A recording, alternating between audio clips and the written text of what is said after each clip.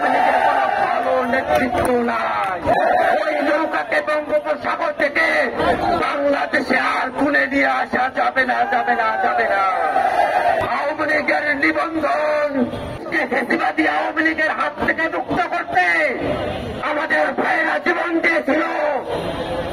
আমাদের যে ভাইরা রাজপথে জীবন দিয়েছে, আমাদের চোখের সামনে আমরা তাদের জীবন যেতে দেখেছি। তাদের রক্তের শপথ আমাদের শরীরে এক বিন্দু রক্ত থাকা অবস্থায় আওয়ামী লীগকে বাংলাদেশে আমরা আর সনাবে রাজনীতি করতে দেব না।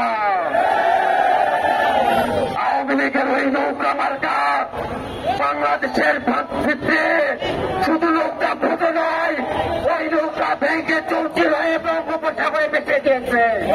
ওই নৌকাকে বঙ্গোপসাগর থেকে বাংলাদেশে আর তুলে নিয়ে আসা যাবে না, যাবে না, যাবে না। বাংলাদেশের মানুষ মুজিববাদী আদর্শের বিরুদ্ধে, এই ফ্যাসিবাদী আদর্শের বিরুদ্ধে তাদের জবান পরিষ্কার করেছে। ওই মুজিববাদী আদর্শের রাজনীতি বাংলাদেশে আর পুনর্বাসিত করার চেষ্টা হতে দেওয়া হবে না।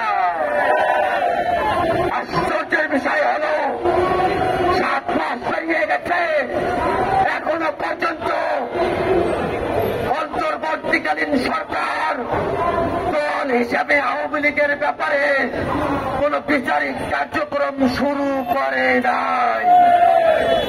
আজকের এই বিক্ষোভ সমাবেশ থেকে আমরা ঘোষণা করতে চাই, অন্তর্বর্তীকালীন সরকারকে অবিলম্বে দল হিসাবে আওয়ামী লীগকে বিচারের কাঠগড়ায় দাঁড় করাতে হবে।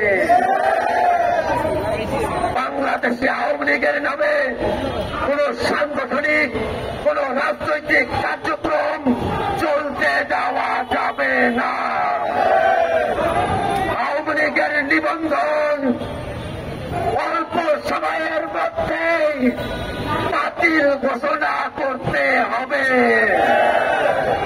আওয়ামী লীগের নিবন্ধন যদি বাতিল করা না হয়, এই ছাত্র জনতা আবার রাজপথে এসে আওয়ামী লীগের নিবন্ধন বাতিল করিয়েই ছাড়বে ইনশাআল্লাহ। সংগ্রামী উপস্থিতি,